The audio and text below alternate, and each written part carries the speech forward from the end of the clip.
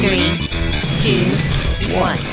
All right, so here we are. This is episode 14, and I'm confident this is going to be like a Mosby learning podcast you, my friends out there, have not yet heard before.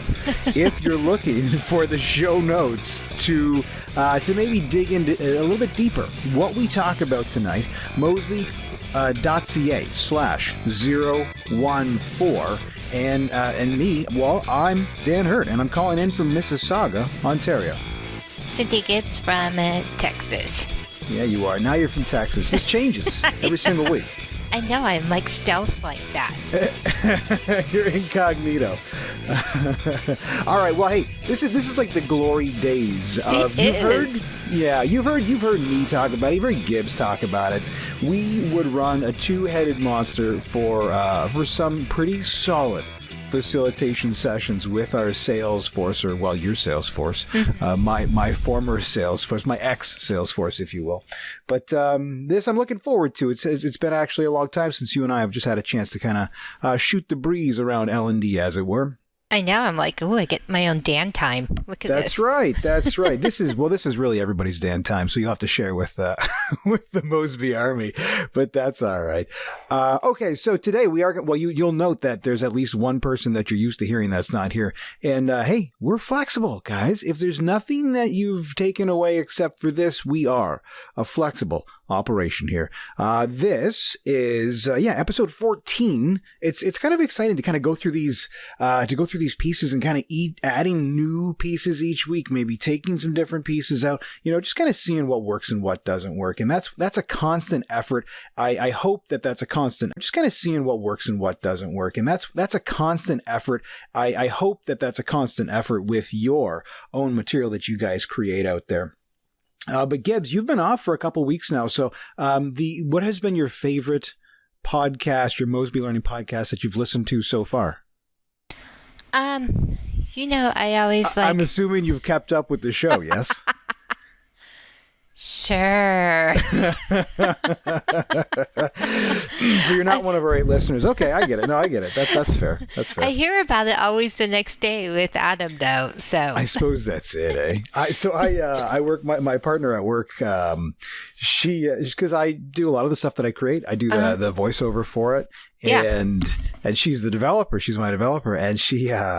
I say I have no reporting sort of situation with her, but she develops the stuff that I create. And so some days she listens to me all day long. And some days she listens to me all day long. And either I'm shooting the breeze with her or she's like listening to the same line while she's timing out engagements and interactions. And then I'm like, hey, did you any interest in the podcast? She's like, Dan, I listen to you for 8 hours a day.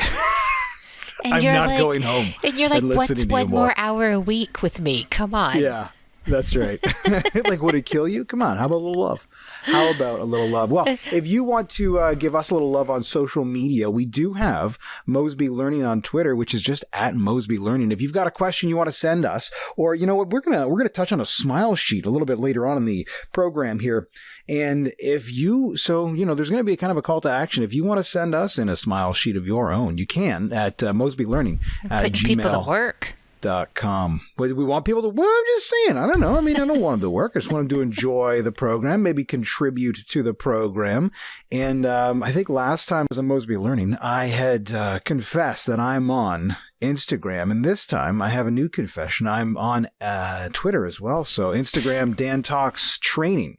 Oh, wow. When did you get on Twitter? Because Twitter was, I don't know, Saturday. It was recently, that's for sure. Right after I was trying to figure it all out. Yeah. I think that was, I was live tweeting my login to Twitter there. So it's Dan Talks LND. I don't know if those handles are going to stick. Yeah, we're going to give it a shot, though. Can you imagine Dan Talks LND was not taken on Twitter? I mean, so is it obviously a big handle. Was it the symbol for and or the letter N? No, it's the letter N. LND. Okay. Yeah. So that's that, ladies and gentlemen. We're going to walk through, as you've come to expect, a handful of articles, maybe get into a bit of fun stuff. And, oh man, so Adam, he put this he made a suggestion for Can Training Fix It. I cannot wait to go through it with you and not him, because it's a treat. It is a he's going to feel so bad that he missed this thing. Yeah, we actually talked a little bit about this. Oh, did he? Okay, for a quick second, prepped. I think. Yeah. It's 3 kinds of ridiculous. And it is, my friends, ripped from the headlines. So we'll talk to that. And then the big thing that we're going to touch on is facilitation and kind of maybe some experiences with it, some ideas around it, where we're coming from, how we feel about it, all that sort of stuff. And you know what? Now that I look at one of the articles that we have on there, it kind of matches the Can You Fix It a little bit. Now I'm curious. Now that I think about it, because I actually sent you the text earlier of what my favorite part on that article was. Oh, okay. Well, I'll let you take the lead on that then. You done messed up, Aaron! Okay. So, it's so often that we try to have a really, really smooth session that goes well, and occasionally we might get a note from our Portland Corrections Office letting us know that things did not go well. Okay, on occasion it happens. Now, as it happens, in the last episode, we had a good friend of mine and Eli Barant. He was on, and somehow he steadied the ship so much that we did not get a note from Portland, and that's okay. It's only when I'm on. It's paramount. No, but you know what, though? I have to say, man, I listened back to the last one, and as I said off the top, every single one of these are a work in progress. I listened back to the last one, and oh my God, the audio at the end, it was just, my mixing was not on point there, friends. So let me tell you, I'm going to put some new pieces in place that are going to tighten that up. So what you're saying is you may be a radio talk show host, but you'll never be a DJ. Well, funny thing you mention. So we're coming into the Christmas season here. Oh no! And that's a funny thing. As a kid, and this does have direct relation to part of my L&D life. Okay. As a kid, it was my job, because I was the youngest one. There were 2 things at Christmas that I was basically responsible for. One was the elf who had to sprint back and forth to the tree to get gifts for whomever. Oh yeah, that's always the fun one. Yeah, I enjoyed that job, right? And then the other job that I had at every single holiday event, I mean, even if it was the weekend, I had to control basically the volume of the music. Oh, really? So, and it wasn't like, oh yeah, I'm going to control the volume of the music. No, it was more of a, Danny, the music's too loud, turn it down. Danny, can you turn it up? So it was oh yeah. It was the not fun one. But okay, here's the L&D tie-in, friends. I have a hypersensitivity to the appropriate levels of music and maybe even the appropriate stylings of music for a room. So I have gotten a lot of compliments on the music that I'll play during lunch or during breaks when I'm doing ILT stuff, instructor-led trainings. And I don't know. You played like good music. Yeah. I like to think so, One of the 2 weeks away, and it's still all about Dad and how great he is. Hey, man, you tell me about your childhood Christmas, and we'll make it about you. All right. But one of the, if you folks are out there and you're like, what kind of music should I play? You can obviously poll the audience and they're always going to help you out, right? Mm-hmm. But I have gotten so much good feedback on, and it's, here's the thing. It's upbeat music. It's enjoyable. It's fun. I think I only had to skip one song because it was a little excessively suggestive, but, aside from that, it was great music. And I'll tell you what, it was at the exact right volume all the time. So you say. I say it. I'll say it again. What is war good for? Okay, so that's it, though. So we didn't really have much in the way of corrections last week. Just a solemn vow from me that I'm going to try not to blow out your eardrums. How there's work factories or plants that have 0 days without someone getting injured. We could have like a little sign that says 4 podcasts with no Portland corrections. That's a great idea. I love the update. Yeah, we're going to make that part of the, I should make a note of that. I'll make a note of it. That's a good idea. And we'll like try to beat our last number. We're going to make that part of the, I should make a note of that. I'll make a note of it. That's a good idea. And we'll like try to beat our last number. Mm-hmm. Yeah. Well, so right now we're at 1. Yes. And 1. that's kind of that's already a personal best. It's a record, yes. Because ever since we started getting ever since they started listening on a weekly basis, we just keep getting notes. Mm-hmm. All right, let's move into a couple of headlines here. And you know what? This isn't so much a headline per se, but it is something that I wanted to touch on briefly because a big part of my childhood, and I bet a lot of people out there as well. There was a fellow by the name of Caroll Spinney who passed away this past week. And if the name's not familiar to you, you'd be in good company. And I didn't know the name off the top until I saw the article that was about the death of basically Big Bird. Oh, so really? That's the first time you've knew his real name? Yeah. So he was not only the reason is I was looking at pictures of Oscar the Grouch because Big Bird. Oh, so really? That's the first time you've knew his real name? Yeah. So he was not only the reason is I was looking at pictures of Oscar the Grouch because I was going to send somebody a clever captioned email, and then I looked up Oscar the Grouch and the news article came up because he was both he was the puppeteer for both Big Bird and Oscar, and it was just like it was such a downer of a note. And I don't mean to start this on a down note, friends, but I'll tell you what, man, that was the Muppets in general were a pretty big deal so let me my ask childhood. You this. Did you grow up with Sesame Street or did you grow up with the Muppets? Because I grew up with the Muppets. Sesame Street was still on, right? And obviously that was the start of it all. But I was more of the Muppet Show fan. Yeah, I was definitely if I had to go between those two, I would say 2 or 3 decades older than I.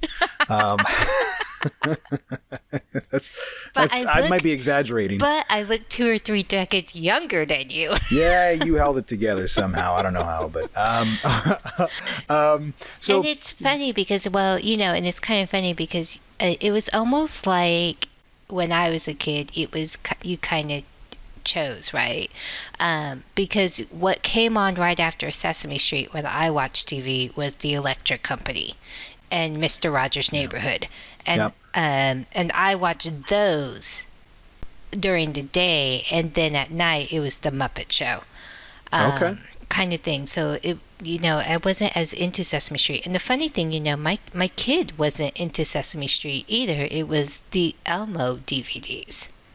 Oh, that's not, I don't know if that's the best part of Sesame Street, to be honest. Well, this was before the trauma, but so, before all the craziness came out about the puppeteer who plays Elmo. And so, he was addicted to him. To Elmo. Yeah. Well, I'm sure the feeling would have been mutual. So Muppets Tonight. So the Muppet Show did have kind of a resurgence in the 90s, and I was very excited. I think I was one of the 3 people that was very excited about that. But I mean, all Jim Henson properties were incredible. So the show Dinosaurs, when I was a kid, that was big. But and the that was best on. one is Muppet Christmas Carol. Yep, I made my 4-year-old watch that 2 weeks ago. We watch it every year. He sat through. Yeah, I love that one. All right, so this is This Week in Muppets, and just a quick note on that one. I don't know, but just because it was a big deal, and I kind of wanted to talk about influences in design and L&D and that sort of stuff tonight. Maybe we'll talk about that another day. But that definitely, there's a few things I think from my childhood that have strongly influenced my my training voice and even the one that I just used to talk normally. So maybe we'll talk about that another day. All right, couple of articles. And you have a Kermit voice too. Kermit? Yes, I do. I remember when you and I first started working together, within that first month, our colleagues were like, make him do the Kermit voice for you. Yeah, it's all right. It's not my best one. I do a pretty good Krusty the Clown. I got a couple in rotation here. That's for sure. Oh God. All right, so let's move on to top 5 workplace learn. This is an article, ladies and gentlemen. It's an article from techrepublic.com. Top 5 workplace learning trends in 2020. This just came out this past week, this article. So again, we're looking into the future here, and the powers that be at Tech Republic have decided. Looking into the future here, and the powers that be at Tech Republic have decided that they have foreseen the future of next year and know what the big 5 trends are going to be in workplace learning. Yeah. Oh, well, okay. So here's the thing. I see these articles and it's like, okay, I'll have a look at it because they have a number in the list. So it's immediately a clickbait article. So I'm already, it's like one strike and now I'm just looking for something to piss me off, right? So I jump in here and they just have kind of a general blah, blah, blah trends in the workplace or in the workplace, in the workplace. And here's the first one. AI goes mainstream. So let me ask you, Gibbs, and I don't want to talk out of turn here or have you tip your corporate cards, but you guys use a lot of AI on your L&D team there? Shit, I don't either. Okay. However, so this is interesting. It was kind of funny because I went back east last May in a very small town where, none of the buildings are more than 2 stories, so there's no escalators in any building. Okay.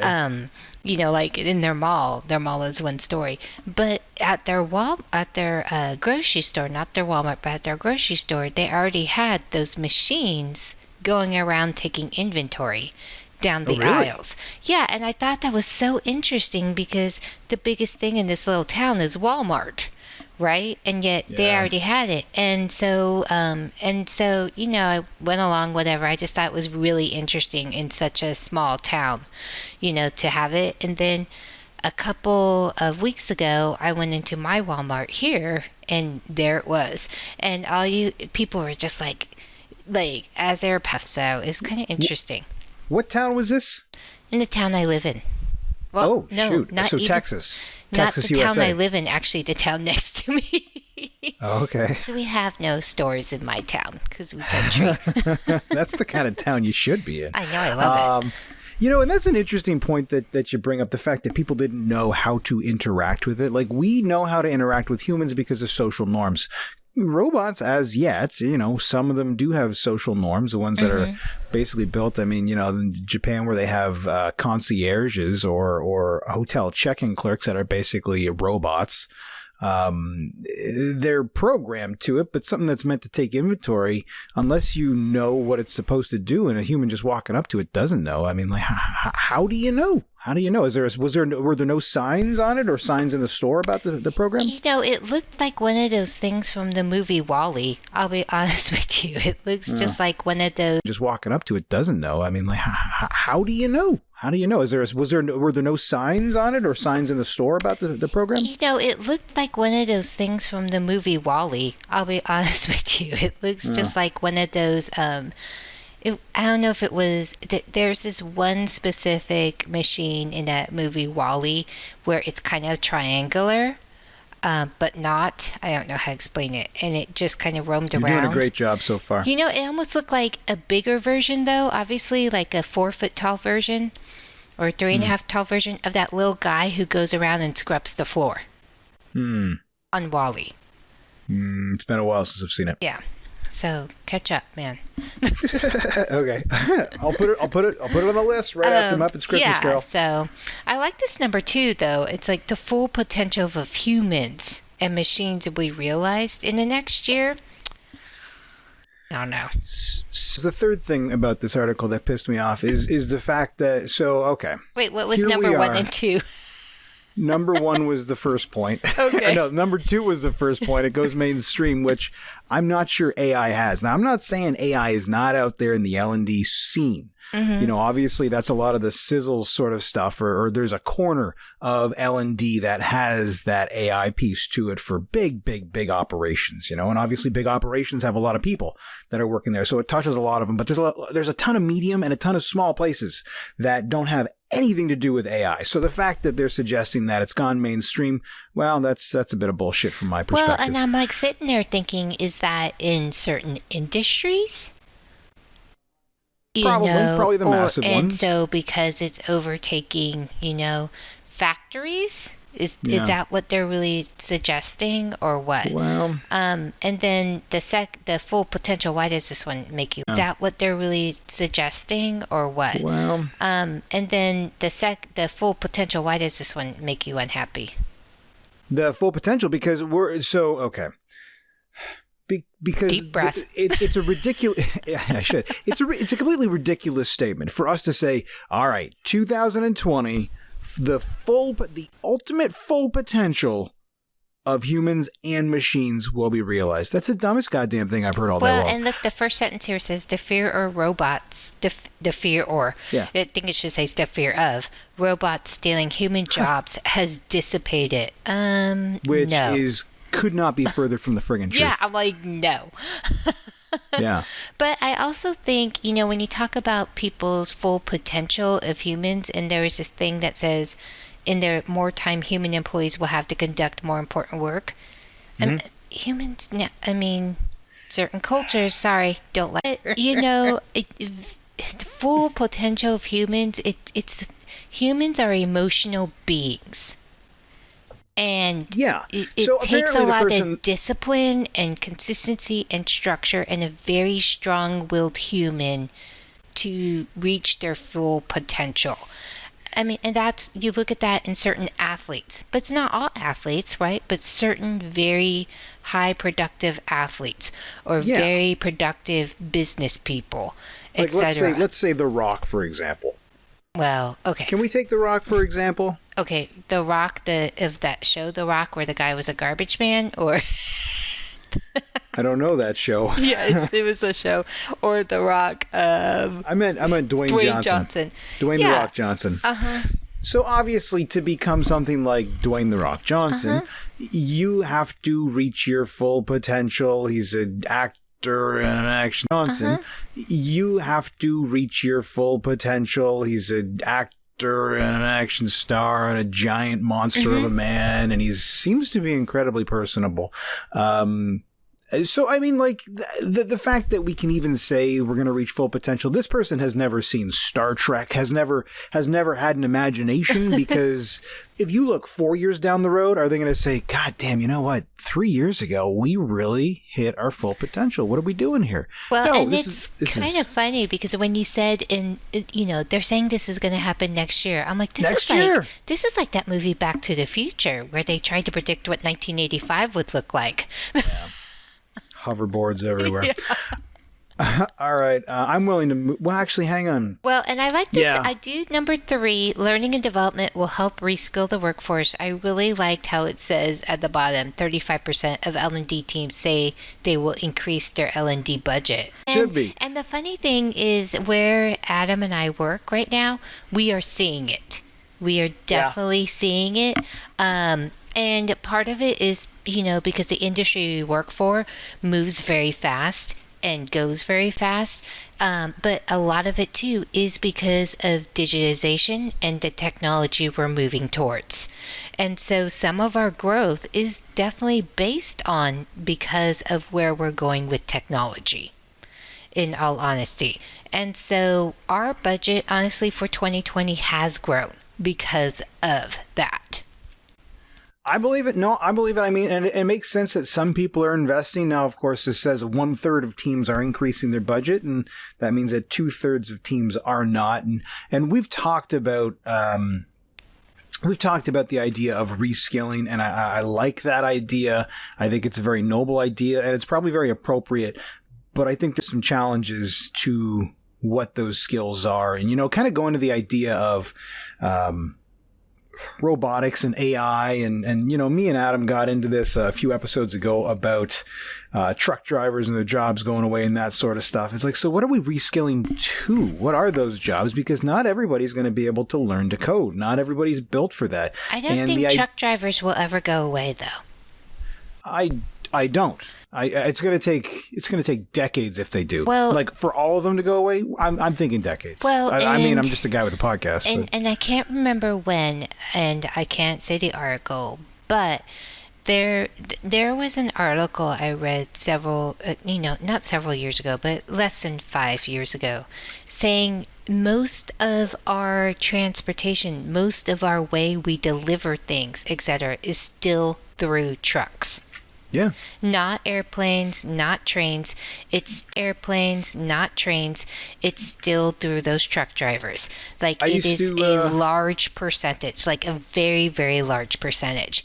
And the article was talking about how, it's one of those jobs that is, and I want to say it was one of those jobs that said it was a good field to get into because of how much we still rely on that type of transportation to deliver goods.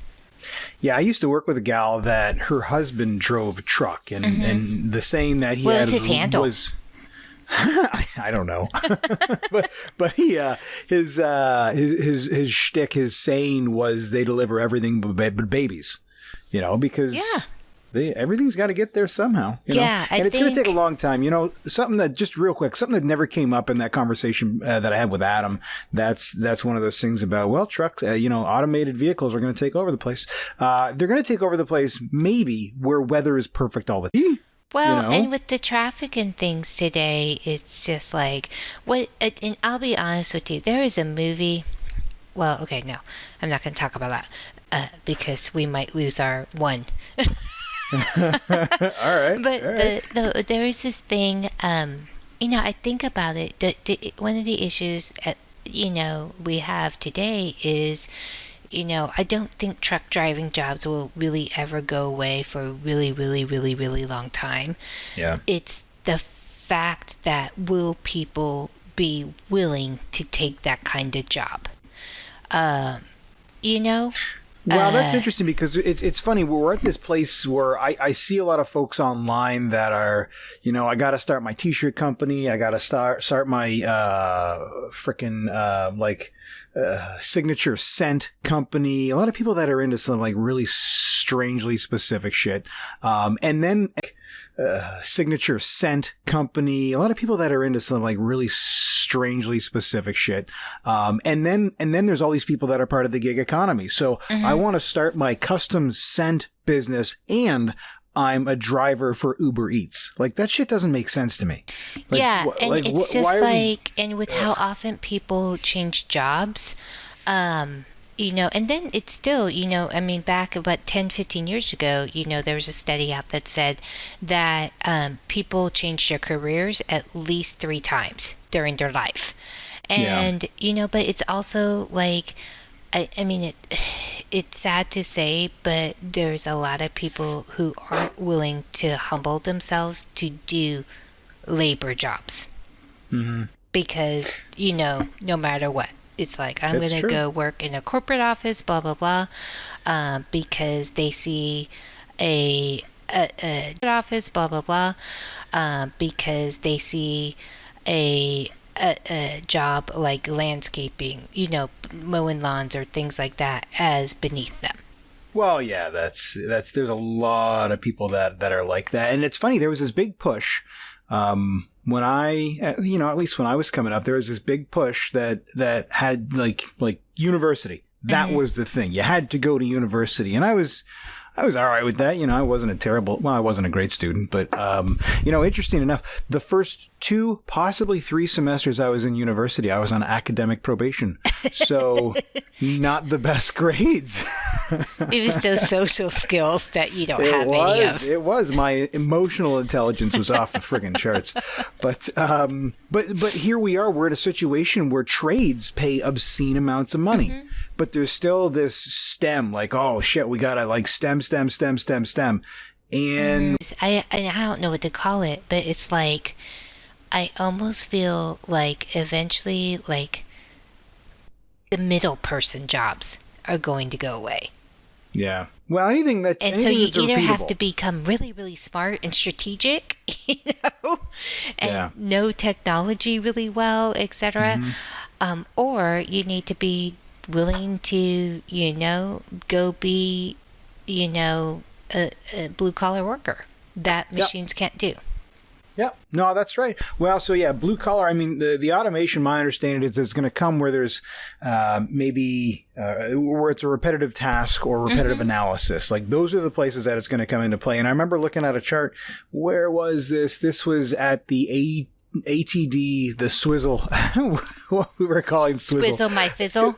Yeah, it was SWILLIS, the Southwest Learning Summit. Okay. But there was a Ernst & Young. There was a couple gals from Ernst & Young there that were doing a keynote, and they were talking about the way that over the next, 5 years, something like that, maybe 10 years, the way that the team distribution distribution by department within an organization was going to change, and L&D was one of the maybe there were 3 of 10 that increased, and L&D was one of those, because the thing that we do is we solve problems, and we do it like there's a creative element to this. You can't just pull a thing off the shelf all the time and do this. Not everything scales for every solution. Some do, but not all of them do. All right, I'm done with this article, Gibbs. Is there anything else you wanted to touch on? Otherwise, I was done with it before we even started. My only thought about what you just said was the hardest part for right now. Like, that's awesome that they expect L&D to grow. Exciting. That's exciting. Before we even started. And my only thought about what you just said was the hardest part for right now. Like, that's awesome that they expect L&D to grow. Exciting. That's exciting. But how do I put it? We aren't developing our L&D people enough to get there. If that makes sense. Yeah, I would. That's interesting, because a lot of times I look at training and if you were to fill out a standard employee engagement survey, there's usually a question that comes up about, do you feel you're getting the appropriate training for your role? And it's like, well, I don't know. I always take my development on my own shoulders, because I've never really been confident with, well, I don't know, maybe it's just me being a pain in the ass, but I've always kind of wanted to go down my own path, but I'm the one that's been responsible for that. And I feel like that's one of those things. It's like, who's HR for HR? Well, who's training for training? Nobody. Nobody's HR for HR. The manager of HR. And nobody's training for training. And I mean, back in the day, decades before you got into this, and I was, that was a very important part. Much how they have mortgage training companies out there right now, right? There are tons of actual learning and development companies that taught people how to be traders, taught people how to do instructional design. And they're still kind of out there. Honestly, they are. But companies don't invest in that. And while, yes, you need to be in charge of your own development, yes, you need to, get on YouTube or listen to podcasts and all those things. But, and I get that. But when you're already working 50 to... Yep, we get it. You're stressed out, Gibbs. We get it. Well, no, and I'm just not talking about me. I'm just talking about the way things run now. It's like that, 20 years ago, it was more about career, right? It was more about going after and getting developed and moving up the ladder. Nowadays, especially with the younger generations in the workforce, it is about work-life balance. Yeah. 20 years ago when I started in this business, it was work. There wasn't work-life balance. It was you work. Well, I'm glad I'm glad maybe we're at least getting away from the that excessive working long hours. I've been fortunate where the roles that I've had in L&D anyways, I've had 2 in finance and now I've got 1 in real estate. They've been very respectful of that. Where the roles that I've had in L&D anyways, I've had 2 in finance and now I've got 1 in real estate. They've been very respectful of that, and there doesn't seem to be an overburdening of things. Right, because you never worked for me. No kidding. That's you're probably right.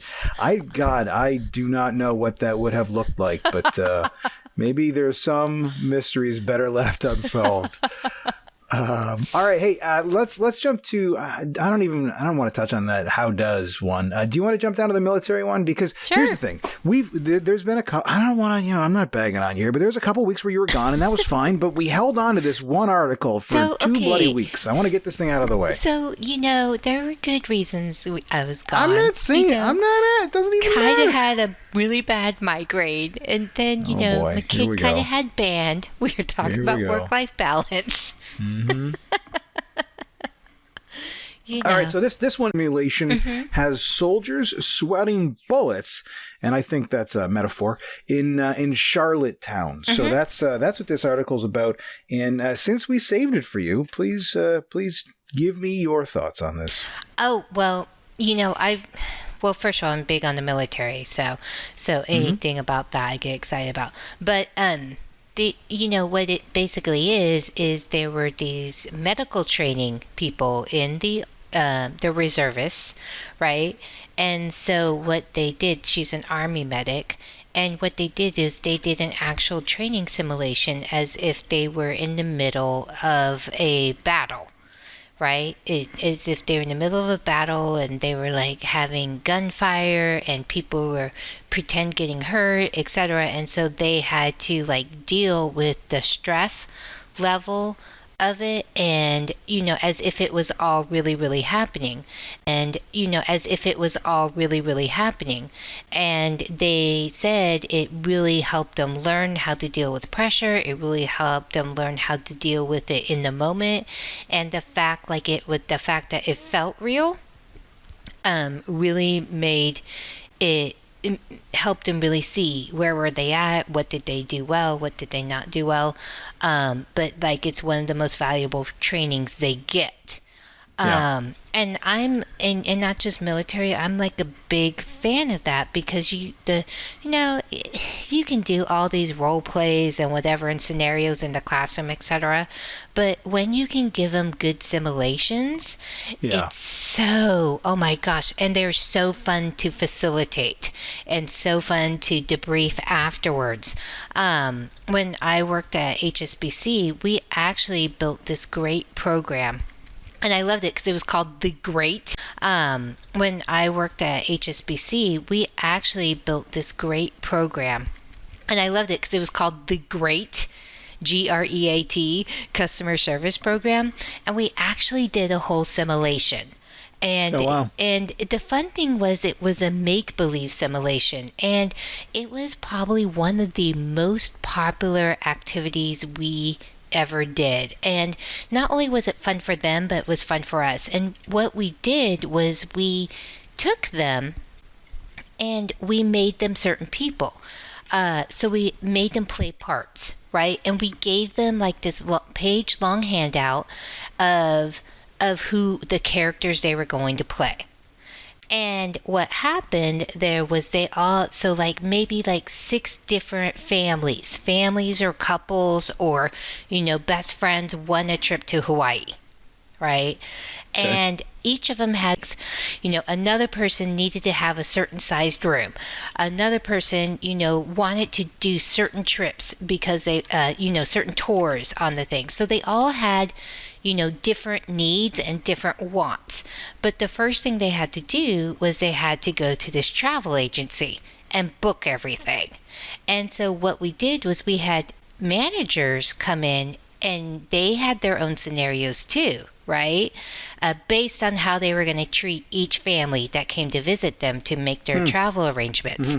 And they played their parts. And it was incredible, because you had the travel agent who was just super helpful and super happy, but very overwhelming because she was like all in your business, right? And then you had where you went to another desk to try and book something and the person was on their phone the whole time. And so basically we put them in those customer shoes. And the whole debrief was like, how did this make you feel? And people were pissed, but it really got, and that's how we taught them about customer service. When you do these things, which are things we've seen you do on the floor, this is how your customers feel.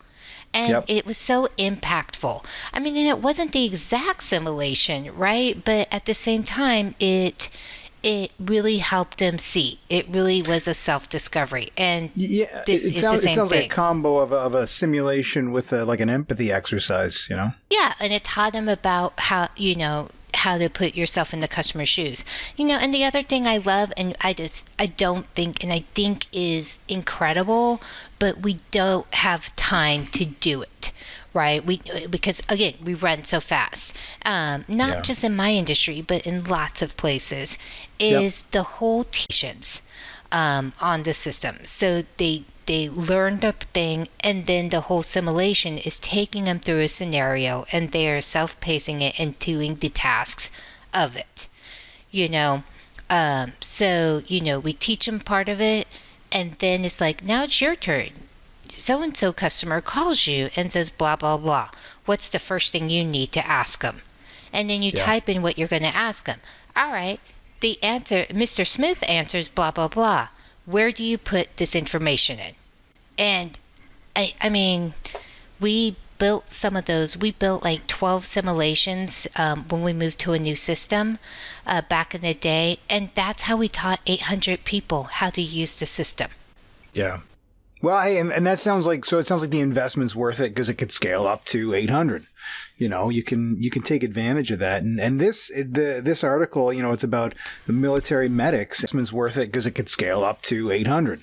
You can take advantage of that. And this article, it's about the military medics, and it doesn't scale, but it's worth the investment to make sure that they can do their job well. And it's one of those things where it's the closer you can get to the actual working conditions that they're required to perform the task under, the better you're able to evaluate whether or not they're going to be able to do it, Absolutely. And not that I don't, there's all kinds of tests out there, et cetera. Like we were talking about, your favorite test, because we're getting ready to do some hiring, and we were talking about, those personality predictive tests before we hire them as part of the hiring process. And, it's supposed to predict how people will act in this scenario. But honestly, again, people are emotional. You know what? And actually, if we could take a second, because I want to go back to something that we talked about last week. And there was an article that we discussed for all of our listeners that may not have listened last week, or hosts that may not have listened last week. There was an article that we talked about that was about VR training for police officers, and had to do with, I think there was pieces of mental illness in there, dealing with kind of erratic people that they had to work with. And so here the pitch was, well, if it's basically a flow chart of a branching scenario of, should I do this or should I do that? Why can't they do it? And this, I think, was my exact pitch, was why can't they do that on like a 22-inch monitor? If they can do it with goggles on, they can just do it on a 22-inch monitor. But I suppose the virtual reality aspect allows them to at least simulate an environment. It's an immersive example. Have you ever done any VR stuff? Like games? My son has, and I've done a little bit, but honestly, it makes me dizzy. Yeah. It does have that effect on some people. I've only had, I was at a friend's house, and he had a really nice setup, and there was a couple things that we played. One of them was, one was a golf simulation. One was, there was one, I think it was called Office Work or something like that, where you're basically sounds fun. Not. Well, you're basically two disembodied hands, and you're sitting in a cubicle, and it's like staple the papers, and it's basically just so you can get your bearings and find out what's going on, and you're smashing stuff.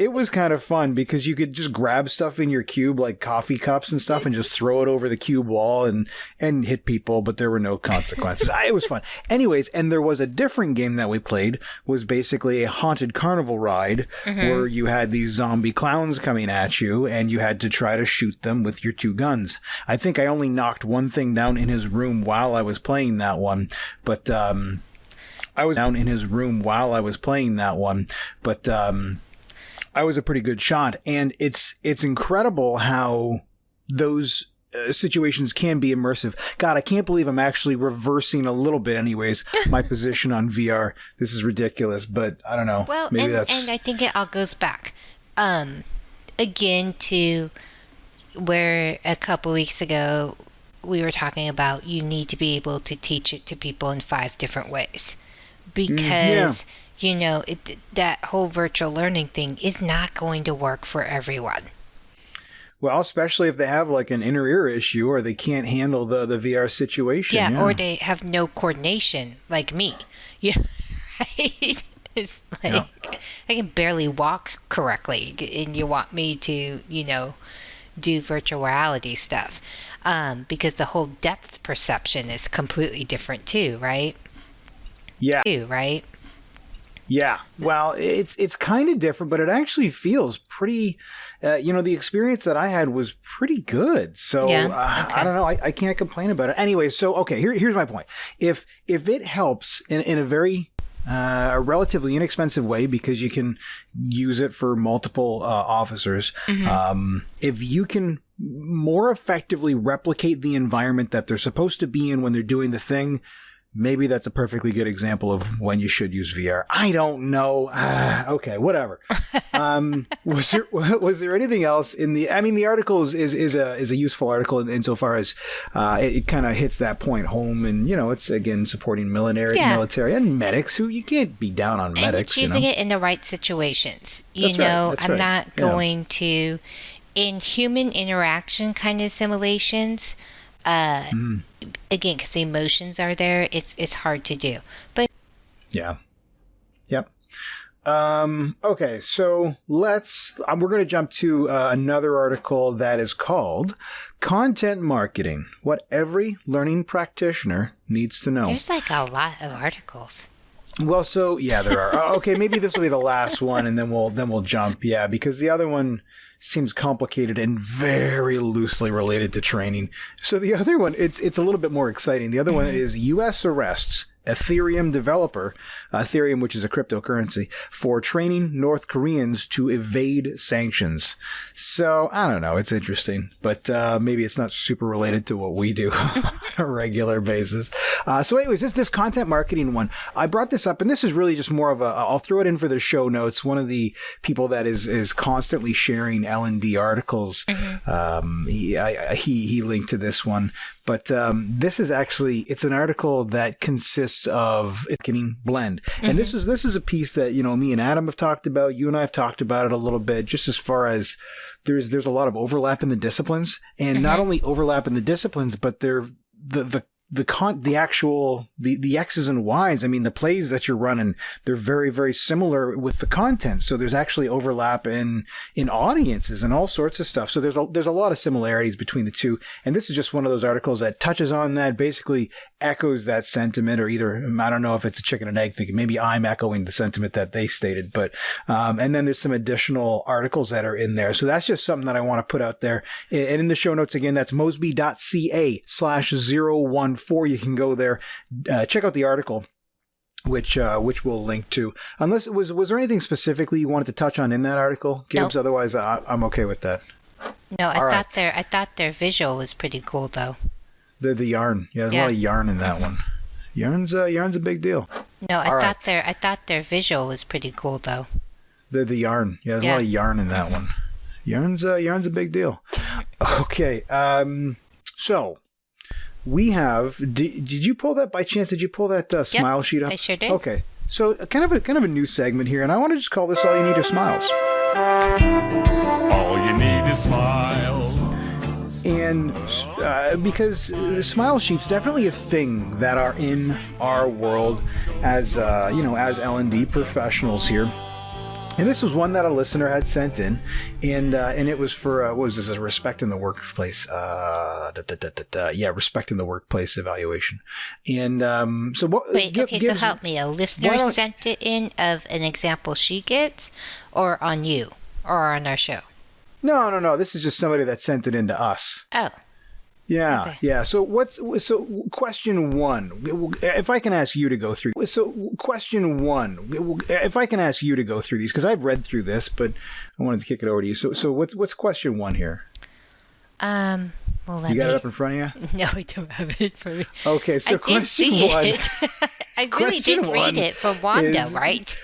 Yeah, that's right. Okay, that's right. see, Yeah, well, she was I the person did that filled read it out. Yeah, we'll still protect the innocent here. But was the training relevant to your needs? And this is a respect in the workplace trainer.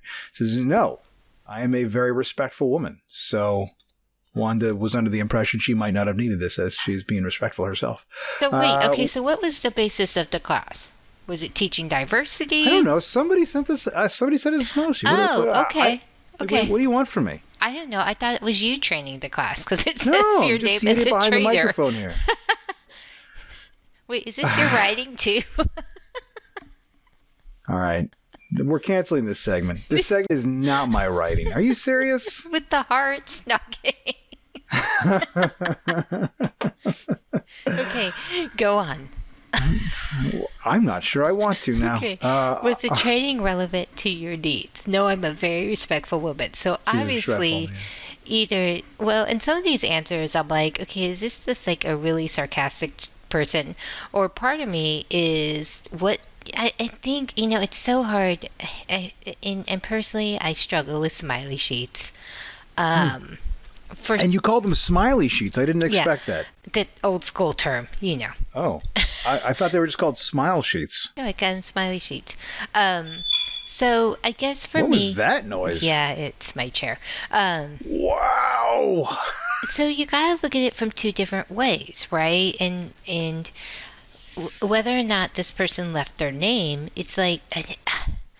I don't know. Sometimes I think it's their name. It's like...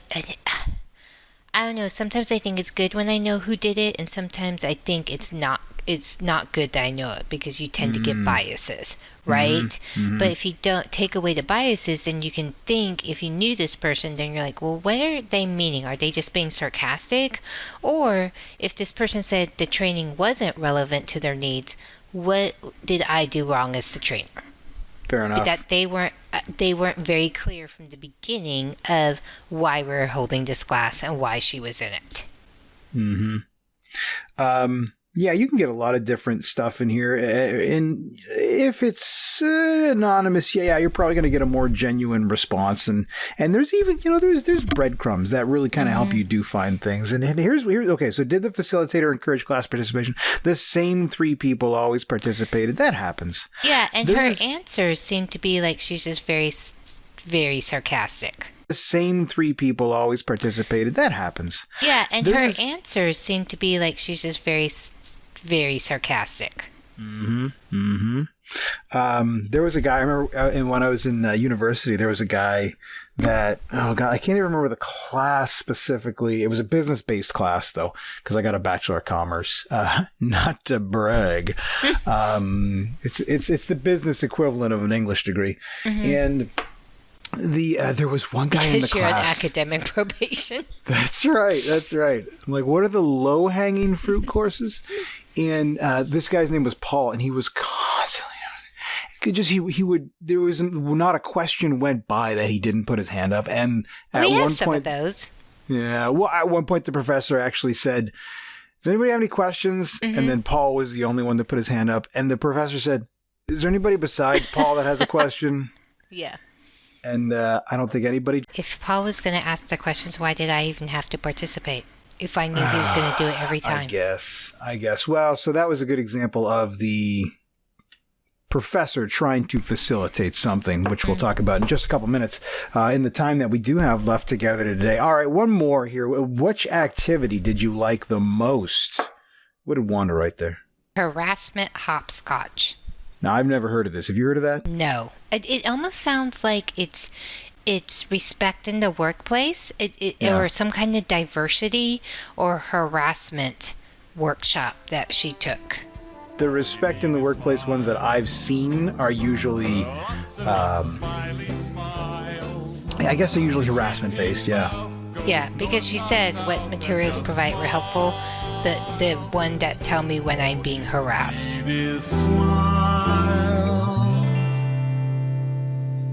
Hey, smile. Hey, smile. Yes. So it's some kind of harassment, positive work. That'd be useful. We used to call it positive workplace environment. Oh, that's training. Nice. Yeah, we used to call it PWE training. What if we renamed it to just "Don't be an asshole"? Do you think that'd be useful? Probably, but not many people appreciate our vernacular. That's true. Hey, if you don't, let me know. MosbyLearning@gmail.com, and Adam can check that when he gets a sec. Let's tell you what. Let's jump ahead because there's one thing that I want to touch on before we get to the big thing, and that's so your here poem? No, I don't have a poem this week. Oh, Take a loser! week off. Yeah. I missed it last 2 weeks. Come on. Well, I'm not going to read them again. You'll have to actually listen to the podcast to get those. But okay, so can training fix it? This is something else, and this is an article. Okay, so I saw and I heard a bunch about this idiot, and not Josh Brolin, although at this point he might be in that camp too. So this is an article Isn't he Thanos? Yeah, he is Thanos. Yeah, he's going to destroy half our podcast. Turn you to ashes. Okay, so here is the article's header, and this is from The Sun in the UK, so you can make your own guesses here. Avengers, Josh Brolin's bum is left crazy burned after trying controversial perineum sunning wellness trend. Folks. So tell you what, how about well, it's okay if I use the phrase taint. I don't think I'm gonna because it taints your heart. It's the bit in the middle that. Okay, so why is it? The question is this a training issue? So there's this idiot on Instagram who just found the best way to get herself 1 million followers, and it's basically to take pictures of herself naked, flashing her bits to the sun so that they get a tan. So this is some dumbass on Instagram with 30,000 followers. It's the lowest hanging fruit I have ever seen in my life for just idiocy. So let me ask you this, two things. This is a health trend, yes. But it's a wellness trend, I should say. So when you have 30,000 followers and you do something like that, is it? Do you think that's because people really believe in this woman and what she's saying, or is it because they just want to see what next dump? I mean, that seems to be half of Instagram, and that's one of the reasons I was so hesitant to join Instagram is because they're all ass models, basically. Promote her stupidity. Well, promote her wellness trends and all sorts of other stuff in there. Hey, so here's the thing. This is not a wellness podcast, nor is it an Instagram podcast. It's a training podcast. So let me ask you this: do we think that this situation is a training issue? Because here we have behavior that has resulted in Josh Brolin getting a sunburned ass. There's Brolin. There's no D on his last name. Josh Brolin getting a sunburned ass for exposing part of his body to the sun that's probably never seen the sun. Well, and this is it goes back to here where, how does the article, did we talk about how does micro-learning increase knowledge retention? No, we did not. Okay, so there's an article that we were supposed to talk about retention. No, we did not. Okay. So there's an article that we were supposed to talk about, and I was reading it, and then I read the perineum tanning thing. And it was kind of funny because both the article in How Does Micro-Learning Increase Knowledge Retention, and while they say it does, one of the first things they said in the very first paragraph is lots of companies are moving to micro-learning, not because they really understand what it's all about or the benefits it has for learners, but just because everyone else is doing it. And then you think about the next, and so it's like the latest trend. And it's the same thing with this perineum tanning, right? Right? So are you likening micro-learning to perineum tanning? Well, to the sense that people don't really know it or understand what the benefits are. But hey, it's the latest trend. That's what I think. Well, I think you're right. So, I don't know. Well, okay. So I think we have to... Which is scary because that's where our culture has gone to. Well, we're all just looking for the next bridge to jump off of. You're thinking of, what is that, twerking? I still don't know what that is. You think of things like that. Now, some trends are awesome, right? Like the ones that give to other people. Awesome. But so just so we're clear, you're saying that twerking is not an awesome trend? Well, I only know what it is, honestly. Eating Tide Pods. Or, it was like, oh, this is the thing all the kids do now. Let's do it. Yeah, no, I agree. That's three kinds of stupid. There's always somebody that's a race to the bottom of the barrel here. It used to be the term of keeping up with the Joneses. Mm-hmm. And it used to be the term of keeping up with the Joneses. Mm-hmm. And that was more of like trying to live the American way, trying to, have a house and, have a savings account. Well, I think it was maybe family. Buying a Cadillac. I think having a house seems like a pretty reasonable goal. You know what I mean? So, but now it's like keeping up with the Kardashians or, fair enough. And all those dumb things that people do. Like, what's the latest trend on social media? There was something last week. It was the stupidest thing. On Facebook, it was like there was some cat, like that everyone was like posting a picture of themselves with this cat. Huh.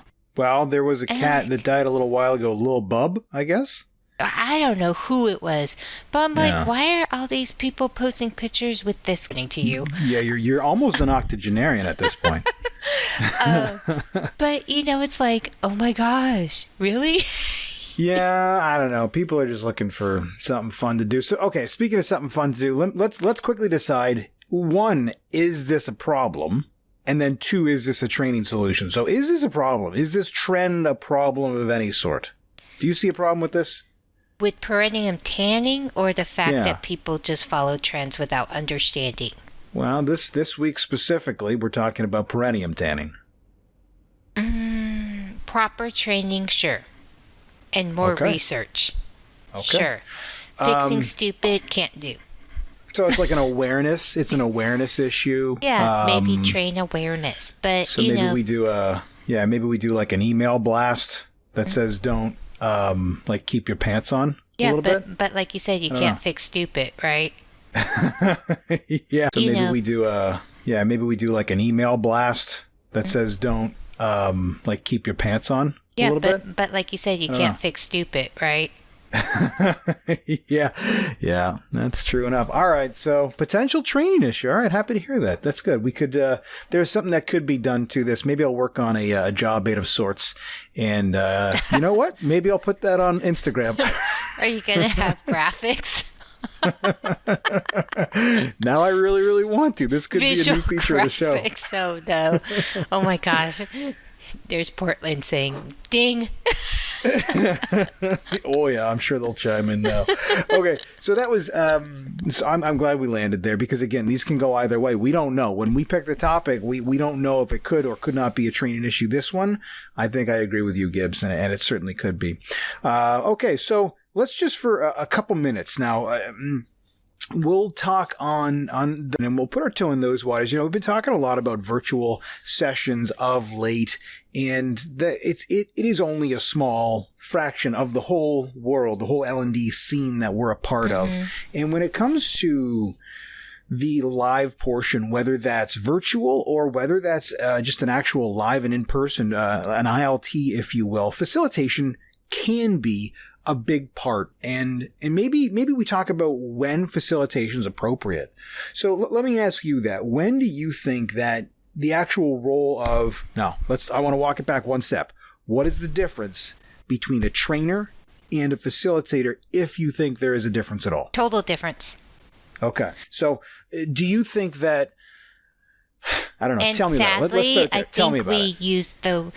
There's a lot of times when we use the words incorrectly, which I believe causes more confusion. Okay. And because sometimes there's a lot of times when we use the words incorrectly, which I believe causes more confusion. Okay. And because sometimes we use it just like we use coaching and feedback interchangeably, yet they're two very different things. Oh, okay. Yeah. I like that. And trainer and facilitator, people flip back and forth. Well, I facilitated, a new hire class on systems today. No, you trained people on systems today. And so for me and how I was raised, again, and going to professional training workshops and professional facilitation workshops, there's three things. You present, you train, you facilitate. Three different things and three different uses, correct? Yeah. For presentation, you're providing information. Yeah. Being a trainer, I see it as you are being transactional. You're teaching someone how to perform something. You are teaching them how to perform their job functions. It's transactional. It's helping them to perform their job. I like that. Kind of thing. Facilitator, when you facilitate something, it's typically someone has experience or knowledge about something already. So you don't necessarily have to train them on anything because maybe that already happened beforehand, or they have the experience where they know about it. And so when you are a facilitator, you are allowing them, you are doing self-discovery, experiential activities where they learn from doing that activity. You aren't really giving them any information except here's how I want you to do the activity. Here's the instructions. Then they discover it as they're doing the activity. Then what happens is a facilitator is very strong at guiding the debrief discussion. Much like coaching, you're not giving them the answer as a coach. You are guiding them through questioning skills to discover even more and what the learning objective was from that activity they did. Yeah, I really like kind of the way you described those three different things: training versus presentation versus facilitation.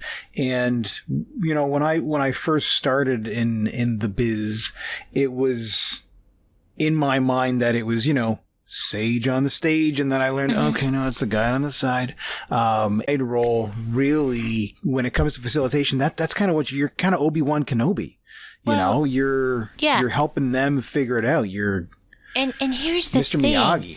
Is all different skill sets.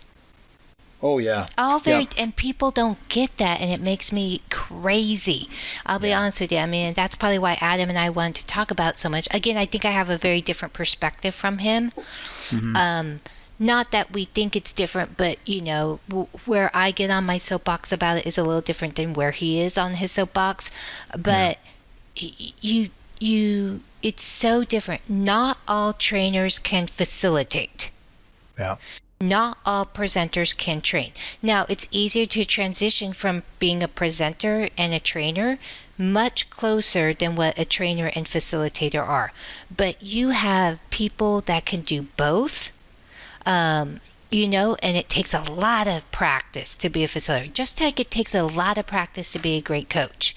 There's not a lot of great coaching managers out there. People think they coach, but they don't. When you really sit down and look at it. Not a lot of great facilitators out there, because it takes skill set, it takes practice, and it takes you getting a lot of coaching on how to do it. And on top of that, you got to shut up. You got to give control coaching on how to do it. And on top of that, you got to shut up. You got to give control. You have to still be in control, but give control over to them. And you got to be patient in those debriefs to allow them to get to the answer, because it's not your job as a facilitator to just tell them. One of the things that I struggled with as I was, and I'm not a dynamite facilitator. I mean, I'm a pretty good trainer. I will say that the facilitation side of it, there's it's an ongoing process for me. I actually got a book a little while ago, and there's some really good stuff in there. I think it's something Secrets of Facilitation, maybe 50 Secrets of Facilitation or something like that. And there's these tips, and the guy walks through some stuff, and it's like, oh my gosh, yeah, okay, I see what he's saying, and it really kind of fits. Now he's talking about facilitating meetings and that sort of stuff. Now, versus, and that's a different type of facilitation. That's right. That's right. But so where I kind of tied the two pieces together from the activity to analyze what's going on, because that's a big piece of it. It really is, and that's my understanding. Anyways, it's a big piece of facilitation is to understand you have to almost have like a removed, like a third person view of what's happening all the time, where everybody is, and I still occupy too much of that second person view where I'm just looking out of I guess it's first person. It is. You are constantly on, and it's a conscious effort because you really gotta make sure you're asking the right questions. And if a person answers it wrong, how are you going to guide them with another question to get them where you want, instead of just telling them the answer? It's a conscious effort. And while I love training, don't get me wrong, it's a strong skill set you have to have. It takes a certain kind of skill set to be a trainer. But as a trainer, it's easy to become comfortable, because once you know the information you're training, it's just like blah blah blah blah blah, right? Yeah. Facilitation, you are constantly on. You can't not be present as they're doing it. And I think, and going back to where you're saying, and that's why I think, where I struggle with the words facilitation and training, but facilitation can have so many different meanings. From an L&D standpoint, a facilitator is what I described. From a meeting standpoint, a facilitator of meetings is a very different meaning. It's a very different meaning, and a facilitator is what I described. From a meeting standpoint, a facilitator of meetings is a very different meaning. It's a very different meaning and a very different definition of what it means to do that. So where would you draw the line between the two? Well, as a facilitator of a meeting, you are basically almost like you're emceeing, right? Okay. You are leading the meeting, and sure, you can have debrief questions and discussion questions, but you are basically leading the meeting. Yeah, so my understanding of kind of based on what I'd read in the book, and I'll have to refer to I'll put it in the show notes because it's upstairs on my shelf. I just can't run up and grab it right now because I'm in the moment. And the gist of the role was to identify what we wanted to take out of the meeting and steer the ship so that everybody that's in the meeting were productive of it, and everybody left the meeting with an understanding of what it is that they were supposed to do to move whatever project forward. That was kind of the gist of what it looked like there. Again, though, where's this from a training from an L&D standpoint? It's about self-discovery. Right. So have you experienced or have you taken part in any activities that you really thought hit home in a facilitation sort of aspect? Sure. I mean, all the time. I mean, especially, so I see training as being very transactional, right? Yep. For me, facilitation is transformational. And the reason I say facilitation is transformational, again, because it's self-discovery. You're bringing out people's potential. You're bringing out things inside of them that a lot of times they didn't realize they knew. And there's a lot of leadership classes and for them. So I think of one, and it was actually the funny thing, and there's a lot of activities there, but one of my favorite ones, which when I was a training manager, we used to have this activity in my collections training. And the majority... Now, when you say collections, just for folks that aren't maybe in the know... So call center collections. Okay, so they're calling people that have a debt outstanding. And so we used to have a 3-week class. Well, most of it was training, right? And the majority of my people that trained my collections training were what was called entry-level trainers.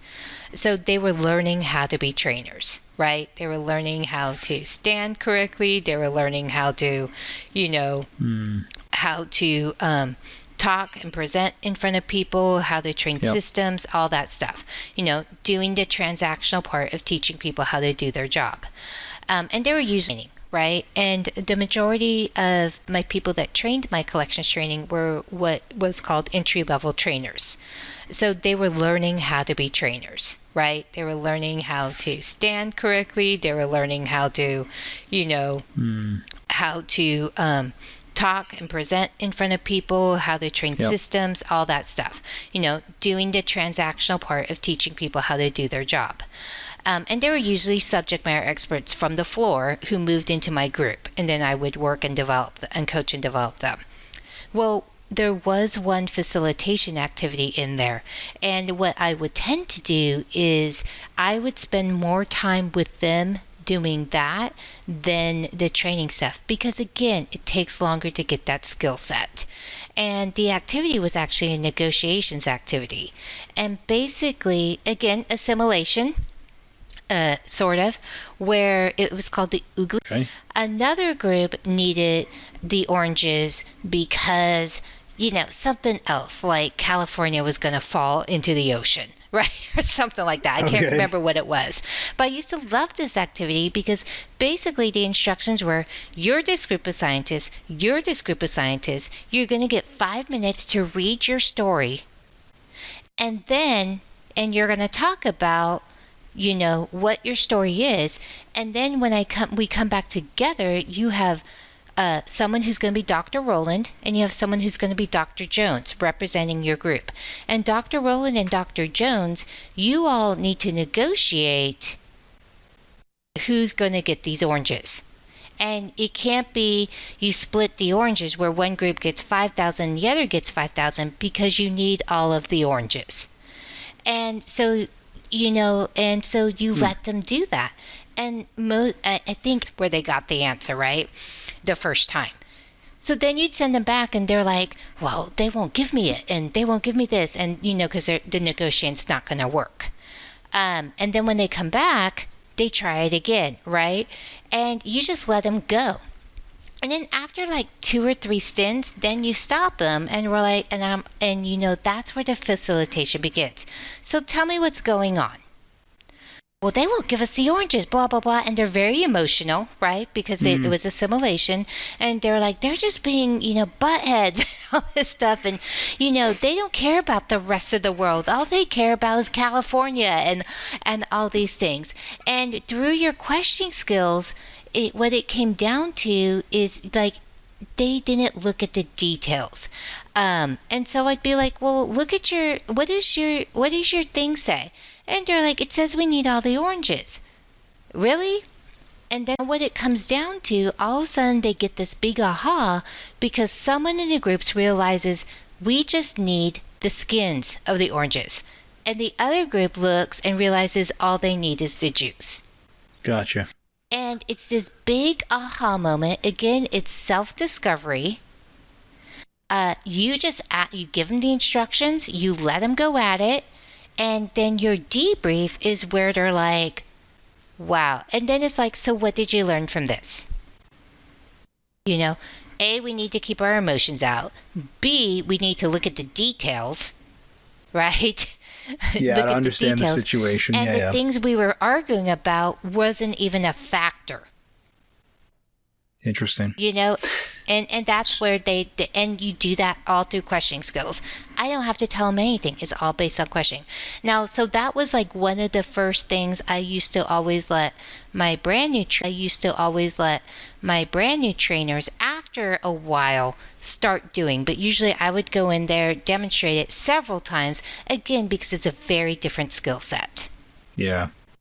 So how long have you been kind of working at your facilitation skill set? 1997. So it's been a while. It's been 20 years you've been playing that game. Well, okay, so no. I've been training since 1997.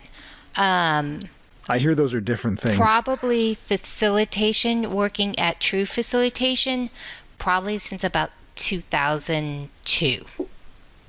2002, 2003.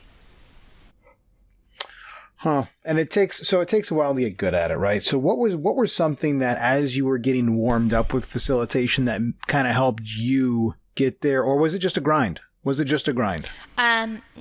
always a grind, right?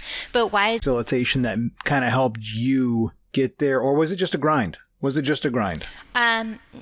always a grind, right?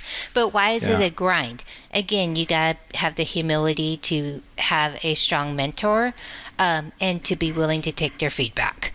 And I was very fortunate in the fact that Household HSBC felt that our learning and development was very important.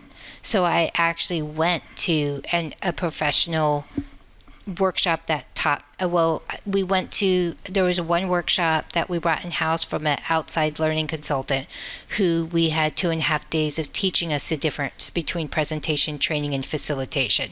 And we had to demonstrate both. But then I also went to outside classes out there that were very specific. Here's how to be a trainer workshop for 2 or 3 days. And then a whole other workshop was here's how to be a facilitator. But a lot of feedback, a lot of tears. I'll be honest with you, a lot of tears on my part, a lot of me stomping out of her office, because, it was tough to hear. But I am who I am because she did that to me and because I was open to it. She facilitated you right into your success. Well, she coached me. Yeah, she coached me. Tomato. Yeah, I've heard it both ways. Coached me into it. I mean, she helped me accountable. And that's why. And you don't see that a lot anymore, which makes me sad, because it makes me sad for the L&D world. Well, ladies and gentlemen, if you want to hold us accountable, send an email to mosbylearning@gmail.com. You can reach us in a number of places as well socially. Guys, we are all over the social media these days.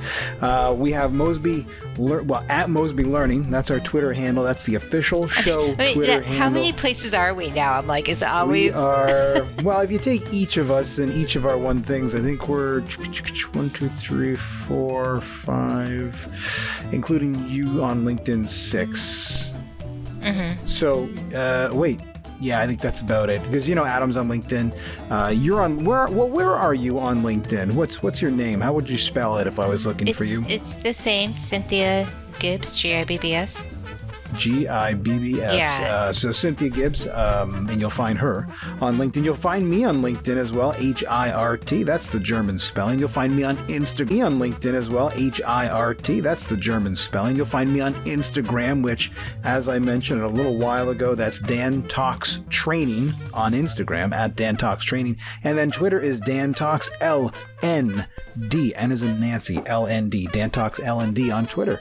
If you want to follow me there, and I'm sure there's lots of good reasons. I'm going to try to put out maybe a job aid next week about how to keep your taint from getting sunburned, and I'm so scared. And we'll see what happens. Yeah.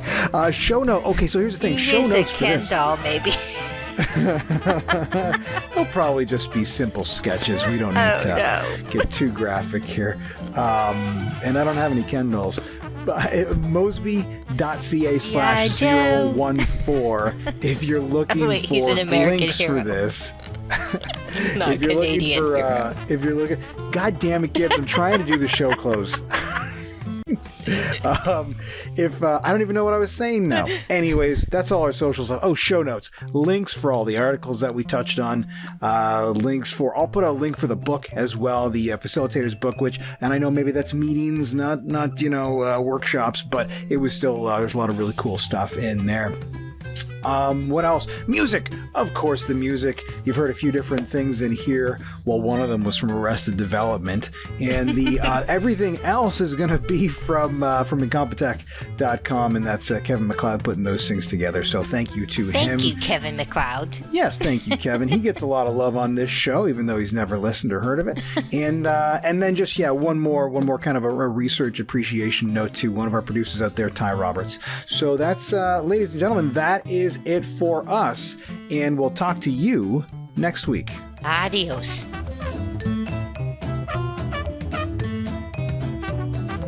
I used to work with a gal that her husband drove a truck. That's exciting. Wow.